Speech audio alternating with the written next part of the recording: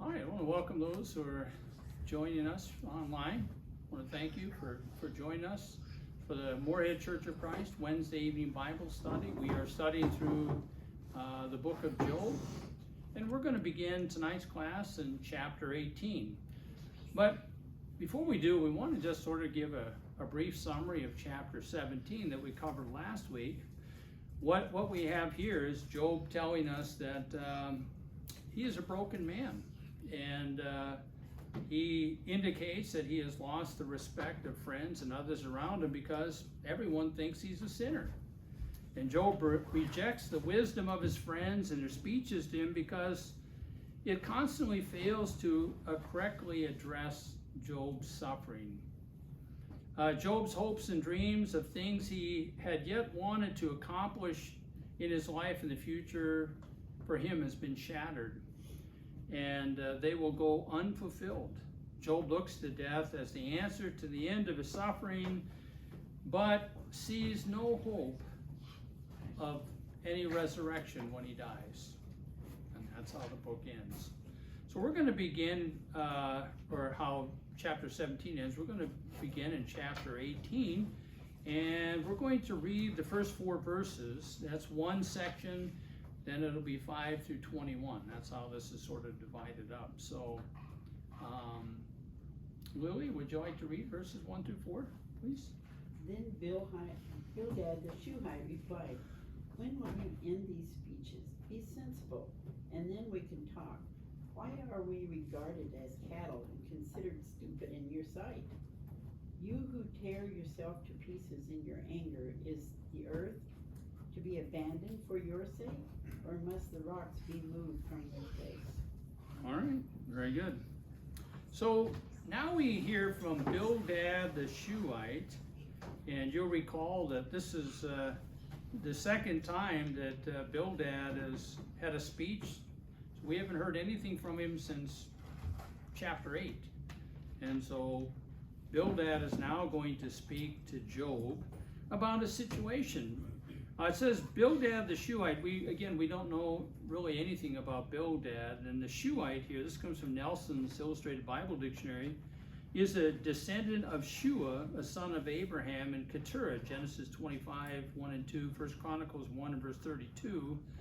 In the Bible, the word Shuhite always occurs in the phrase Bildad the Shuhite, one of Job's friends. So the Shuhites may have lived in Shua, district in northern Syria, according to what this says.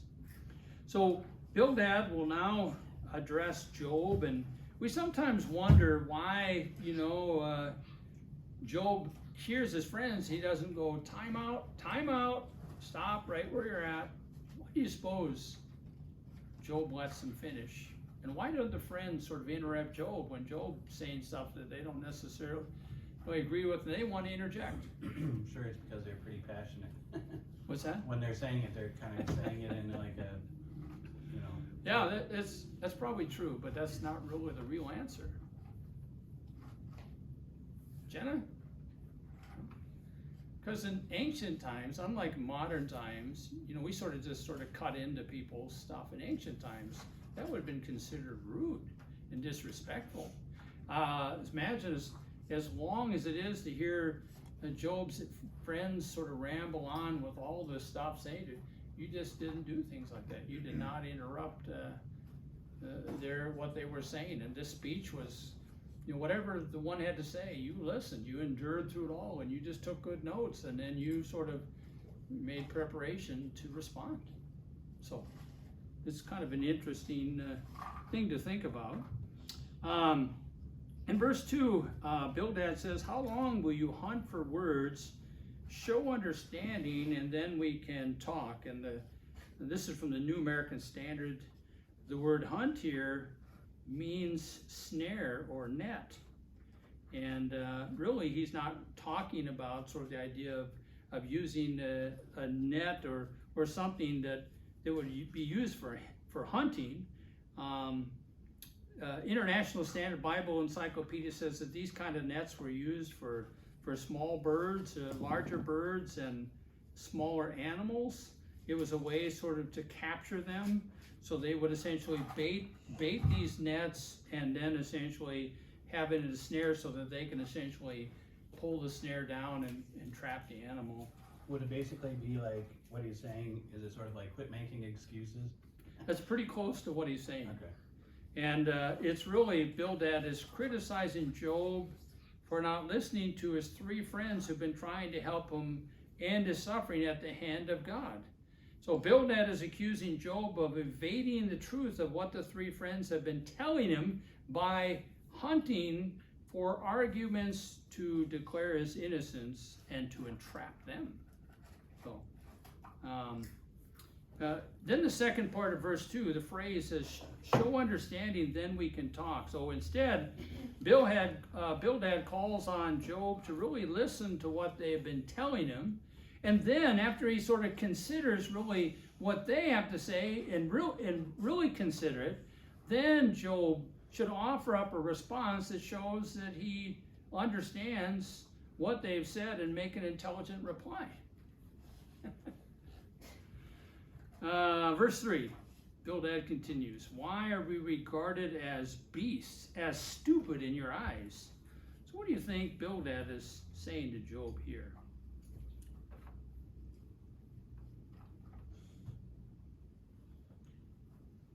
Not something very flattering, but it's like, maybe he's thinking is like, you just think we're dumb or something when you're talking to us. We know what's going on, but you're pretending like we're dumb or something. Okay, I mean, that's pretty close to it. Of course, beasts are, we're talking about living creatures other than man, the idea that they're inferior, because they're or less important than man. They don't have the intelligence of man. And so the idea is Bildad, why are you treating us like this, as if we're stupid? And what he means by that is sort of the idea of, it's kind of an insulting term, but the idea of somebody lacking intelligence or wisdom. And so Bildad felt insulted that Job rejected their words of wisdom instead of listening to him. Instead of just sort of writing them off, and that's what you get. We're telling you this. All three of us are telling you these things, and it's as if you're not even taking it seriously, and sort of feeling insulted that Job isn't really considering what they have to say. Besides, they got lots of things to say. They should be listening. And they pretty much made up their mind. That's right. Why you're being afflicted, is because you're. And the idea is all three of us are in agreement, Job. Here you are. You should listen to us, because we're all in agreement. Okay, if there's any questions, we'll move on to verse 4.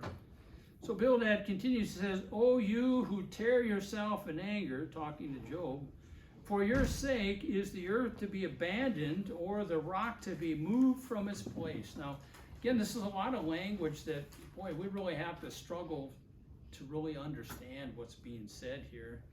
And what we need to see here is that Bildad wants to make it clear to Job that he's responsible for his own suffering, which Job has already been told that multiple times. And Bildad says that the anger Job has, which is tearing himself up, is really compounding the problem that Job is encountering, and that all Job really needs to do is to make things right with God. I mean, it all comes back to the same place. Job is responsible for his behavior, with his frustration, his anger, and all that. And the idea is this is an easy answer, Job. You know what you should do. We've been telling you that.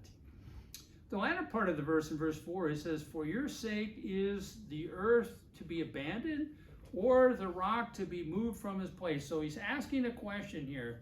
And when you look at this, and I looked at multiple translations, I looked at multiple commentaries. I mean, it's a difficult thing to sort of figure out.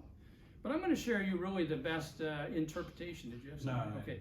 I'm going to share you the best interpretation that I saw out of this, and I think it really fits with what's being said here. It's from Jameson, Faust, and Brown commentary on the book of Job.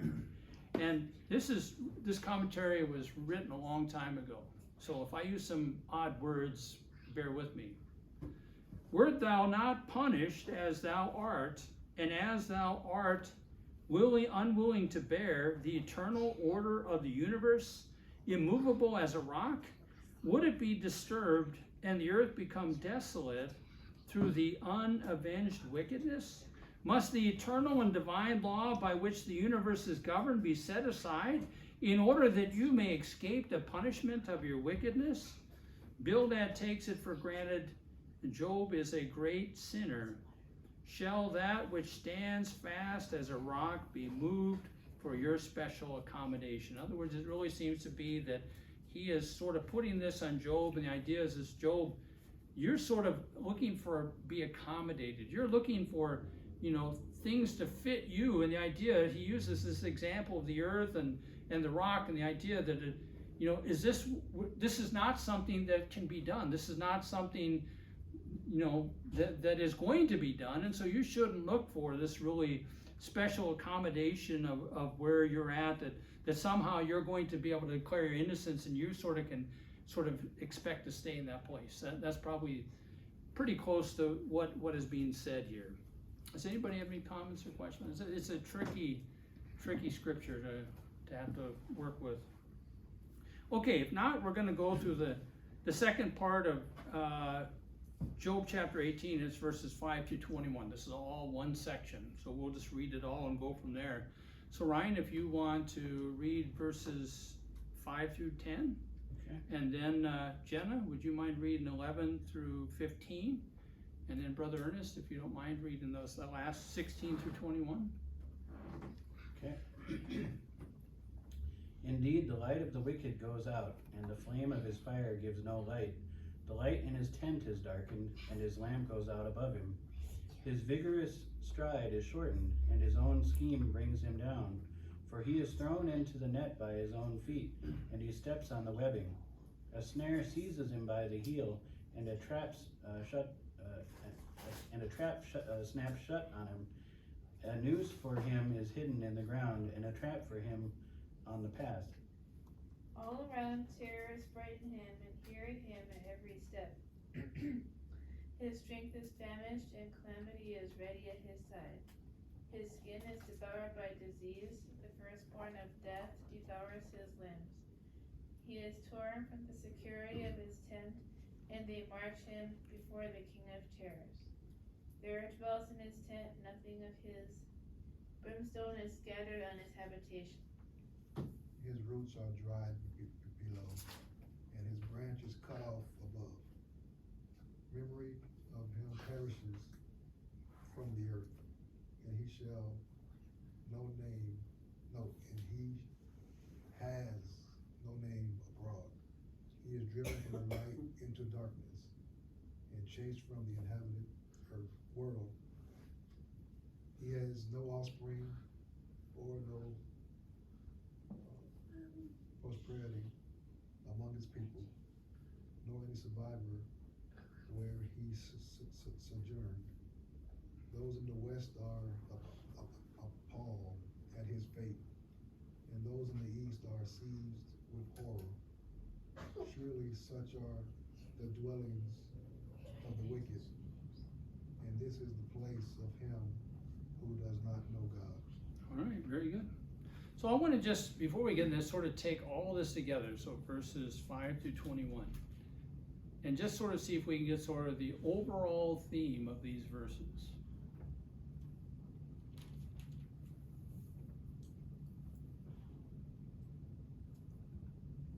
Just talking about all this negativity that's afflicting him, right? Okay, that's somewhat close. Okay, Bildad is now going to you can sort of imagine him talking to Job, and sort of just, Job, let me tell you something. It doesn't end well for the wicked. What is the implication? Bad things. Yeah. He never comes right out and says, Job, you're wicked. But what he says is, Job, it's not going to go well for the wicked. And the question is, if you're Job, is why are you telling me this? What are you saying? He's assuming Job is wicked, and really what he's going back is to that same train track again. Job, let me tell you about how it's going to go for the wicked. And so that's what he's going to do for verses 5 to 21, and describe in detail that you don't want to be among the wicked, because over and over again, I'm going to show you illustration after illustration, and it's always bad, and it always means that the wicked will be condemned. And the lesson that Job is supposed to learn at the end of this, after he hears verses 21, is what? He's basically saying you're the wicked one. If you're wicked, Job, you know what to do. Just turn to God, repent, it's all good. This is really the whole point of him saying this, and it's really tragic because it means that they really haven't been listening to Job. In other words, you've been telling us words, and it really is he's really accusing them of sort of the same thing that they're accusing Job of. The idea is you're not really listening to us, and the problem is they haven't really been listening to Job, because Job is sort of stating his case. Okay, so Bildad is going to use some illustrations here to show the fate of the wicked. It does not end well for them. And so he wants to not only sort of state the matter, but sort of illustrate it, so that Job is going to be able to understand how important it is not to be among the wicked. Okay? So verse 5, Bildad says, "Indeed, the light of the wicked goes out, and his flame of fire gives no light." So the light here represents something good. When we think about light from a scriptural standpoint, remember that the world started in darkness, and light was brought in. The idea that light was something good. Remember that Christ said he was the light of the world, and of course he's talking about that spiritual light. So light, when it's used, is always good. The idea that you have a light so that you can see and do whatever you need to do. And so here, the light represents what is good, and the light of the wicked sort of symbolizes the blessing of a fulfilling life and prosperity. But the idea is when they are involved with their wickedness and prosperity, sort of the idea is that light is going to go out. This is what happens. Everyone has sort of light when they do good, but when they engage in wickedness, the idea is they're going to lose the fulfilling life and the prosperity that goes with it as they understand it in their time. And Bildad says this is what happens when one lives wickedly. They will lose all of these things. Okay, verse 6.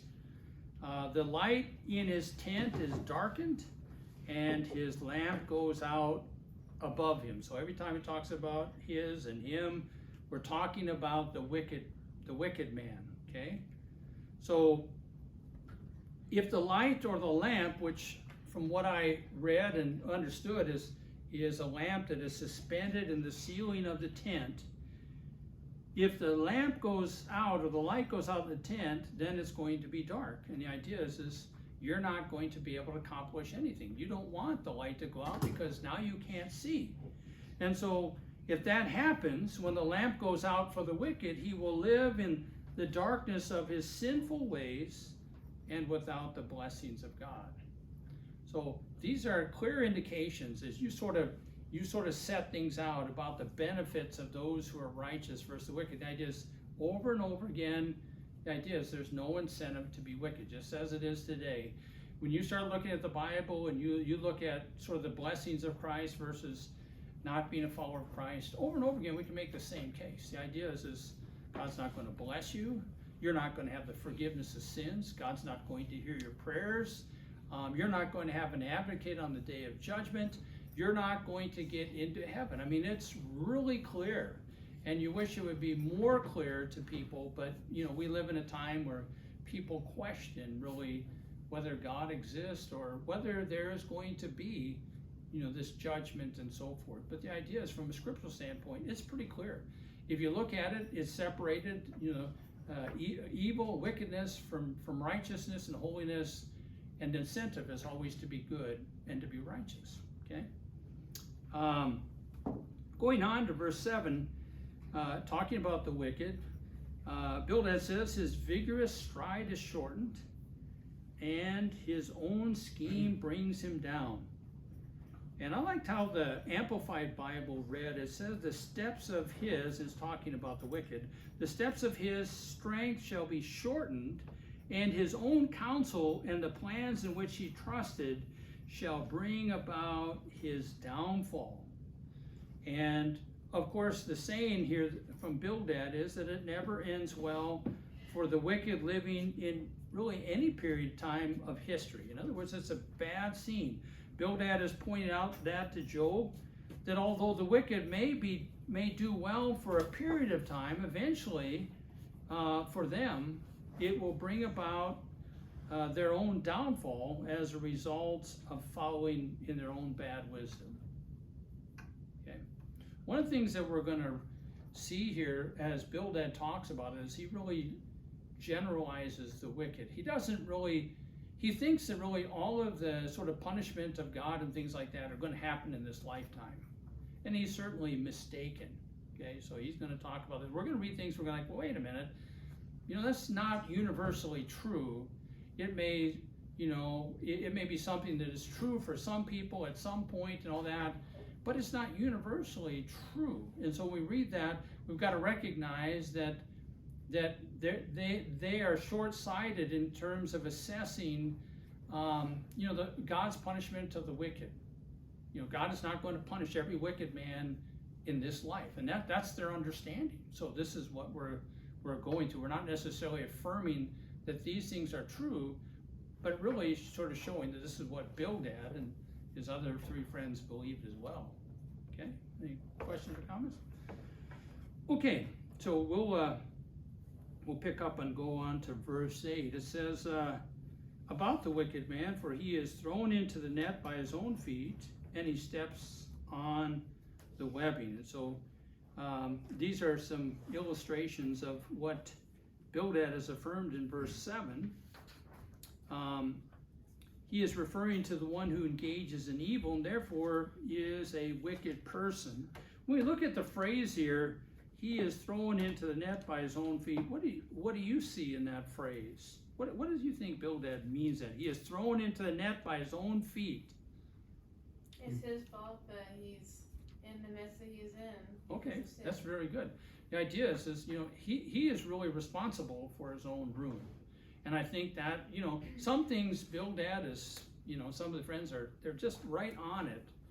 You know, that doesn't necessarily mean that, you know, God's judgment is going to come to you in this lifetime, but the idea is essentially the reason why you're going to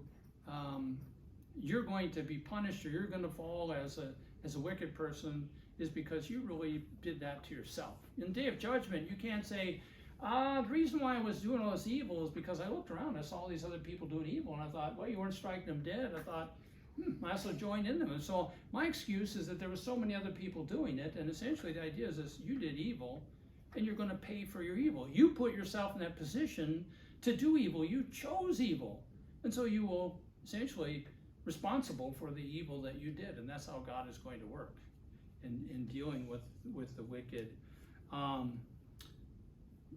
Bildad is going to use about sort of the man and sort of his evil ways, and really talking about these hunting nets to capture these animals and things like that. The idea that you're sort of setting a trap for yourself, and the wicked person should see that, even though they might think that they're getting away with whatever evil they're doing. What Bildad is saying is you're going to get caught in your own trap. You're setting a trap for yourself. You're going to be caught by that trap.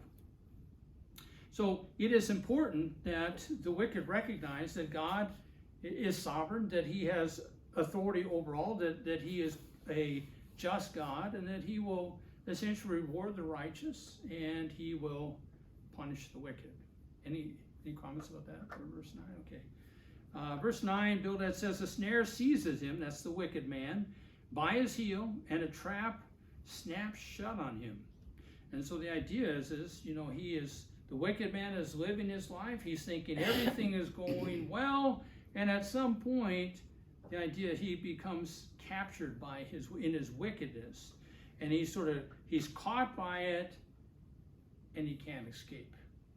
So if you can't escape from, the idea is you're going to be bound to it. The idea is you're going to be punished for it. The idea is it's again going back to the fact that the wicked man chose to do this, and now he is going to have to suffer the consequences of his wickedness. Okay, no questions. We'll go right in verse 10. A noose for him is hidden in the ground, and a trap for him on the path. And we talk about this noose, and this is one of the ways that in ancient times that they try to use to be able to capture animals in prey. The idea of setting a noose, having some kind of trap device with food or something, and once they would get the food, the idea that they would step in the noose and it would capture their leg or the foot, and so then they would be able to keep that prey because it was captured in the noose. And this is really the truth here when he talks about what happens to the wicked man. Verse 11, Bildad says, all around terrors frighten him and harry him at every step. And so we're just going to look at the first part there. All around him terrors frighten him. It's talking about the wicked. What do you think he's meaning there?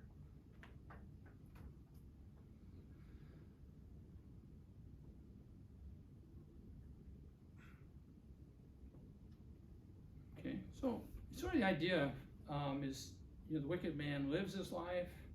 He walks through the world doing whatever he's going to do. He lives in his wickedness, but all around him, sort of the idea there's danger and alarm of really the circumstances from the evil that he's doing.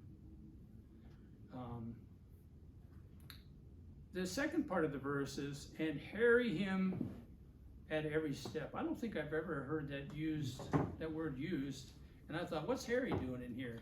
But I've never heard this word. I actually had to look that up. But from the New American Standard, I think your translation had something different. What did yours? And dogs his every step. Okay, dogs. I read that one.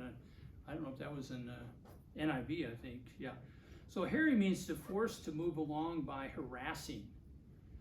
And so the idea here of the word in the Hebrew English lexicon is the idea shall drive him, sort of the idea of driving him along. And what happens to the wicked man in life implies the unpleasantness of what comes along with the way that he's living. The idea that, it's not, at some point, the idea is he's going to bear the responsibility. He has lived his life, he's sort of messed his life up.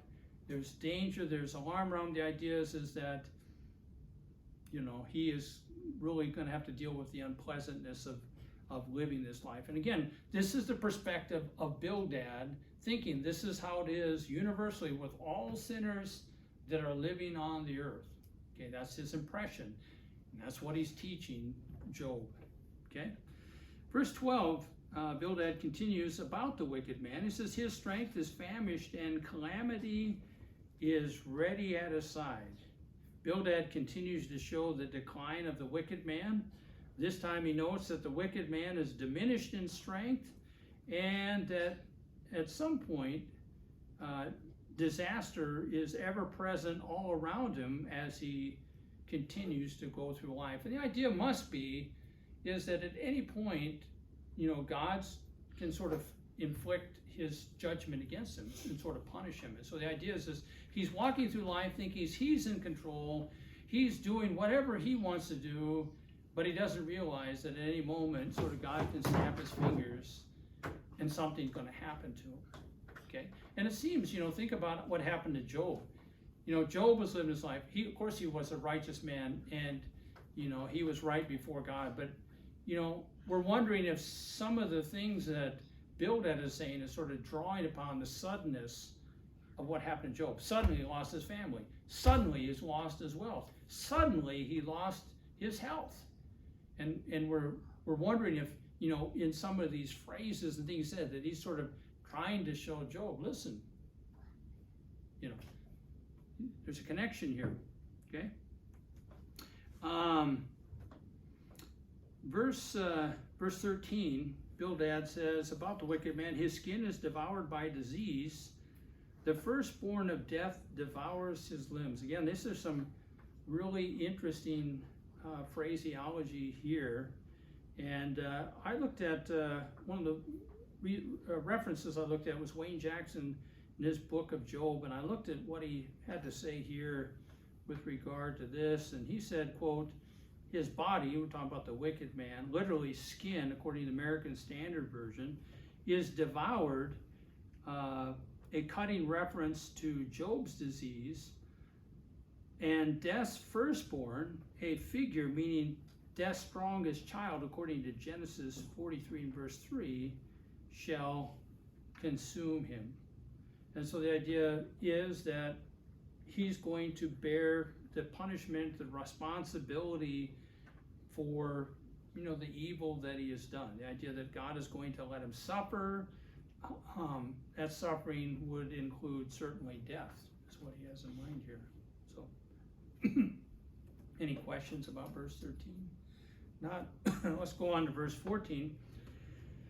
So Bildad continues talking about the wicked man. He is torn from the security of his tent, and they march him before the king of terrors. So Bildad in this verse shows the false confidence or security the wicked has in his everyday life. Don't we see that today? Don't we see the idea that people sort of really have no concern if they are doing whatever wicked they're doing? They just sort of live life, go through life. They think if they got a good chunk of money in the bank, they're living well, just taking care of their family or whatever, even though they're living in wickedness, they have this security, and it's really sort of a false security that the wicked have. The idea is you could die today. Where would you be if you died? Jesus could come back today. Where would you be if Jesus came? It's a false security. As long as you sort of live in this realm and you don't have the realities of these other things, it's easy sort of just think, this is how life is, and this is how it's going to be, and yeah, one day I'll die, but it'll be okay. That'll be down the road, and you know what? I think I'm good enough to go to heaven, so I'm not going to sweat it. And this is probably a mindset that many people have. But he's showing that false confidence of security the wicked have in their lives. Everything is going on as usual for the wicked man until he is ripped from his safe place. Then he is forced by an unseen power to go before the king of terrors. Never heard that phrase before. What do you think he's talking about? He's going to go before the king of terrors.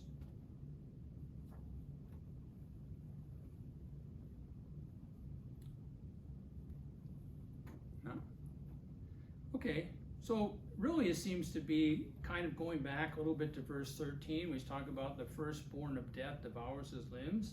The king of terrors here is, in the Hebrew English lexicon, is talking about death itself. The idea that at some point his security will be ripped from his false security of life. The idea that he's going to be marched over to the king of terror. The idea is he's going to meet with death. And that's what he's trying to say here. The Amplified Bible in this verse here, verse 14 says, about the wicked man, he shall be rooted out of his dwelling place in which he trusted, and he shall be brought to the king of terrors, and they put in brackets the word death. Verse 15, Bildad says, there dwells in his tent, that's the wicked man, nothing of his. Brimstone is scattered on his habitation. And again, we look at the words, we sort of try to pull out of here what exactly it means. The idea of the tent is, the place of his security, as we sort of looked in verse 14. But Bildad says that the wicked man is cursed because he's wicked. Okay? And perhaps the sense is that his tent that remains, his dwelling place, his place of security, after he's gone, becomes an undesirable place to live because of what happened in the end to the wicked man who lived there. It's almost sort of like the idea of a haunted house. Something happened there. You get it, the house is selling for a good price, but you're like, nope, not going to go there because bad things happen there. And it seems maybe that would be, a comparable analogy. The idea is we know what happened to the man. We want nothing to do with, where he lived, his tent and all that, because of what came to him. The second part of the verse in 15, it talks about brimstone. Any idea what brimstone is? My Bible says sulfur. Okay, yeah. Okay, and where do we see brimstone sort of playing a significant part in the Old Testament? Like Sodom and Gomorrah. Sodom and Gomorrah, right? Remember that it rained down fire and brimstone. So this is a word, and we're not sure that that event happened before this event. Some people think, well, he has that in mind, but it seemed like if he had that event in mind, there could be more pulled out of that event that sort of really directly brings that into view. And so it's not believed that this event happened until, after this time. But the brimstone is usually associated, if we take the whole of the Bible, with devastation. And I'm looking at some of the things Nelson's Illustrated Bible Dictionary says. Idea it's considered an agent of God's judgment, Genesis 19:24. It is used symbolically to represent God's wrath and the future punishment of the wicked, Revelation 9 verses 17 and 18. And what we have here is sort of the idea that this is going to come in the latter part of the verse here. Brimstone is scattered on his habitation. The wicked man's dwelling place is going to be destroyed and forsaken. The idea is nobody, from this ancient perspective, the idea that if you're a wicked man, no one's going to sort of memorialize you or remember you. It's one of those things, sometimes it's sort of odd with, modern culture. I mean, we want to know where Jesse James and his gang hid out, apparently around this area here, and want to see where Al Capone went to the restaurant or whatever. We have a fascination with what evil people did for some reason. But in ancient times, the idea is there's no fascination. The idea is the wicked man got what was coming to him, and the idea is he's been ripped from the earth. Good riddance. We're done with this guy. And the idea is he's going to be out of the picture. Okay? Any questions about that? The psalmist says in Psalm 11:6, upon the wicked, God, he's talking about, he will rain snares, fire and brimstone and burning wind will be the portion of their cup. Verse 16, Bildad says about the wicked man, his roots are dried below and his branch is cut off from above. So we are to sort of look at this in terms of sort of a tree. And you hear the tree, the roots are dried below and the branch is cut off. What does it sound like in regard to that tree? Dead. Sounds like it's a dead tree, right? And so the idea here is Bildad's really going to just use different illustrations of sort of the same point. And that is that, the wicked man is going to be done for. The symbol is that of a tree that once God judges him, that's the wicked man, they are left completely dead and cut off, perhaps talking about sort of the memory of the wicked one and being forgotten, as we see in verse 17. Okay? Let's go on to verse 17. Bildad continues about the wicked man. Memory of him perishes from the earth, and he has no name abroad. So we kind of get an understanding from the first part of verse 17. The idea is that no one sort of memorializes a wicked man. We shouldn't do that in our culture today. Nobody, if they're involved with evil and perpetrating evil, should have any sort of place of honor in our society, but strangely, they sometimes do. But the idea is that, this person who is a wicked person, his memory is going to cease to exist. It's going to vanish. And the last part of this, looking at that last phrase, it says, and he has no name abroad. And so looking at this word in Hebrew, the Brown Drivers Briggs Hebrew English lexicon says this about this word. It says especially as giving a man a kind of posthumous life, especially in his son, so that to destroy one's name is to extirpate family, or the idea of extinguish family. It'd be like, what do you call that? The word, like ruining your reputation kind of thing, right? That kind of Yeah, not only are you essentially not going to be looked at favorably, but you're really not going to leave a legacy of family after you. And one of the things that I read, I don't have it written down here, is the idea that in ancient cultures, everyone sort of survived, if you will. The idea that you had an offspring, and especially male offsprings were more desired. But the idea is you had this offspring, and you sort of live through them. You're going to one day go to the grave, but that's your posterity. That's going to go on after you're gone. And so the idea that not only are you going to be gone, but essentially your legacy of your family essentially is going to be extinguished. That's pretty devastating. Okay. And Robert L. Alden, in his New American Commentary on the Book of Job, says, quote, "Since one lived on in his children, to die childless was considered a great misfortune and even divine punishment," unquote. And so Bildad says that when God is done judging the wicked man, the memory of him will be forgotten and he will have no descendants. Again, this is his perspective. From their perspective, and we sometimes wonder why they have such a very limited perspective. They didn't have more revelation, but you would think that they have more exposure to people and in their society, that you would have more wicked people in their society. They see that. But then, if these guys are people that, raise sheep and they're more, farm orientated and things like that, maybe that's how they sort of came up with such a narrow perspective of the reality of the wicked. The idea that God's just sort of going to zap you. And at some point, God zaps you. You're going to get taken out. And that's how it's going to end for you. Because it just doesn't fit with the reality when we take in sort of the whole of Scripture. We recognize, Bildad, you're off on a lot of things here. Okay? Any questions or comments about that? Okay? Now let's go on to verse 18.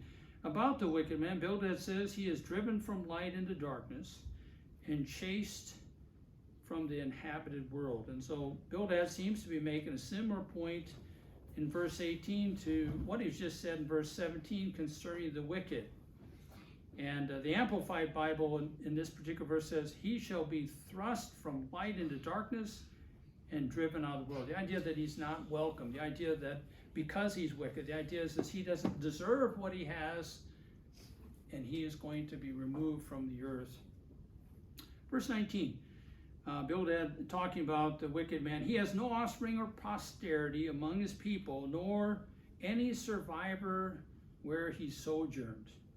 And perhaps in considering what Bildad is saying here, what he has in mind when he spoke these words to Job about the wicked, that happened about the wicked, what happened to Job, when he's sort of bringing all this perspective, the idea that he'll have no offspring or posterity among the people, is what tragically happened to Job earlier on at the beginning of his suffering, when he lost all of his children, all 10 of his children. So one wonders, as he is saying these things, how callous and how painful it must have been to really hear these words. I mean, these are some pretty harsh words. I mean, the idea is, as he keeps talking about the wicked, he's talking about things, and there seems to be some things that come pretty close to Job's situation. The idea is, as he gets so close that there's really nothing left to really guess about anymore. In other words, if it walks like a duck, quacks like a duck, there it is. Must be a duck. Okay. Verse 19, Bildad says, he has no offspring or posterity among his people, nor any survivor where he sojourned. We covered that one. Let's go on to verse 20. Those in the west are appalled at his fate, and those in the east are seized with terror. This is another one that's sort of difficult in trying to understand, but it sort of means the idea is sort of far and wide, the idea of west and east. The idea here, appalled, is sort of to overcome with horror, shock, outrage, dismay. And, Bildad seems to be noting for Job the aftermath of judgment of God upon the wicked one. The idea of after it happens, sort of how everybody sort of sees it. It's like, wow, you know, this guy was doing so well. Look at, you know, all the things that seemed to be going his way, and sort of like that. You know, God judged this one, he's gone, and again, so the aftermath is sort of shock and considering all that's happened, and sort of the chilling effect that it leaves, you know, in the you know, as this wicked man is no longer around. Okay, if there's no questions about that, we'll go right into verse 21. Bildad says, surely such are the dwellings of the wicked, and this is the place of him who does not know God. One who is a sinner cannot please God. He cannot go unpunished. God will judge the wicked man for his evil. When God does so, he's upholding his law. He has given mankind to follow. Those who do evil are not acting in their best interest, and are bringing upon themselves and are bringing upon themselves their own doom. Unfortunately, as we look at all of the words that Bildad has said about the punishment of the wicked and applying it to Job, is that he's talking to the wrong man. Job is not going to suffer the fate of the wicked man because he's not a wicked man. Job chapter 2, verse 3, God says to Satan, have you considered my servant Job? For there is no one like him on the earth, a blameless and upright man, fearing God, turning away from evil. Yeah, I was just going to say, similar to that, is like, what Bildad is saying is right, but he's pointing the finger at the wrong guy. Yeah. Like this stuff that he's saying, Right. It makes me think of Cain. You know, like Right. like what happened to Cain. Right. That could have applied to Cain. Right. So Bildad, you know, really to his credit, gets some things right, but he gets a lot of things wrong. But real quick, and we'll get back to Bildad here, just two applications from this text. So, you know, how does this work for our lives? How do we benefit? And of course, there probably could be more added to this, but one of the things that it came to my mind as I was sort of thinking about this, and the idea is, don't we have to make sure that we know what we're talking about when we're teaching people about God? Of course we would. The idea is that there is so much misinformation today in terms of, you know, God's word says this and God's word says that, and so depending which denomination you're polled to, you could be taught one thing, and then you could go to another denomination and be taught something entirely different on the same subject. And it's almost sort of the idea is that the sad thing is Bildad doesn't have really a great enough really survey of wickedness in the world, probably for his very limited perspective. He doesn't have the revelation of the Word of God, but we have the full revelation today. The idea is some people speak as if they're talking the truth about God, but the idea is the truth does not contradict with itself. So this one is saying this, and this one's saying, then somebody's wrong. And the idea is it's not enough just to say this is what you know God has to say, but the idea is to make a case from Scripture. The second thing I think that we can look from here is that Bildad was mistaken about many things. In fact, the biggest mistake that he had was applying all this to Job. It's like Job. It's like he's barking up the wrong tree. It's like, why are you telling me this stuff? You know, here you could be offering me comfort and support. I'm getting all this stuff, okay? So he was mistaken about, in many ways, about the facts in his generalization of sinners and how God was going to punish all sinners, all the wicked people in this life. He gets a lot of that wrong. I mean, sometimes, you know, the wickedness of the wicked come upon them in this life. In other words, they may do something that causes them, because of the wickedness they're engaged in, to bring about really the premature, you know, their premature death. But one thing that Bildad does get right about sinners, and what is that? Everything that he was describing. One thing is right is the idea is God is going to punish all sinners, and you do not want to be one. So we'll give him partial credit for what he said. Anybody have any questions or comments? Okay, if not, Ricky sent a text, I guess, that is saying to pray for him. He's got some kind of, looks like stomach bug or something. Oh, yeah. I want to thank those who joined us with on the live stream tonight. God bless you. Tune in next week, Lord willing.